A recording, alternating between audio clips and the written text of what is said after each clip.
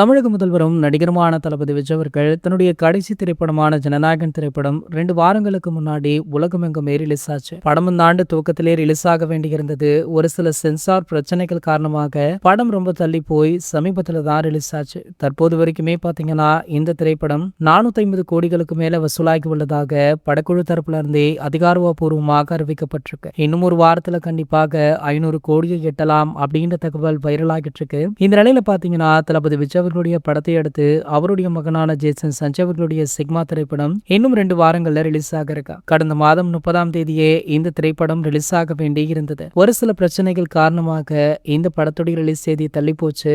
ஆனால் இருந்தும் கூட படக்குழு இந்த படத்துடைய ரிலீஸ் தேதியை அதிகாரப்பூர்வமாக அறிவிக்கல. சமீபத்தில் பிரபல யூடியூப் சேனலுக்கு பேட்டி கொடுத்த ஜேசன் சஞ்சய் அவர்கள் அவருடைய அப்பாவான முதல்வர் விஜய் அவர்களை பற்றியும் அவருடைய குடும்பத்தை பற்றியும் சிக்மா திரைப்படத்தை பற்றியுமே பல விஷயங்களை ஷேர் பண்ணியிருந்தாரு. ஆகையால பாத்தீங்கன்னா அடுத்தடுத்து ஜேசன் சஞ்சய் அவர்கள் பல ப்ரொமோஷன்களுமே கலந்து கொள்ள இருக்காரா. அதன்படி பாத்தீங்கன்னா ஜேசன் சஞ்சய் அவர்கள் முக்கியமாக பத்திரிகையாளர்களை சந்தித்து பேச உள்ளார் அப்படின்ற தகவல் தான் சோசியல் மீடியாக்கள்ல வைரல் ஆகிட்டு இருக்கு. தன்னுடைய முதல் படத்துடைய இயக்குனர் எப்படி பத்திரிகையாளர்களை கையாள போறார் அப்படின்றத பார்க்க ஒட்டுமொத்த ரசிகர்களுமே ஆவலுடன் காத்துட்டு இருக்காங்க. இது போன்ற செய்திகளை பத்தி நீங்க உடனே தெரிஞ்சுக்க நம்மளுடைய சேனலை மறக்காம சப்ஸ்கிரைப் பண்ணிக்கோங்க.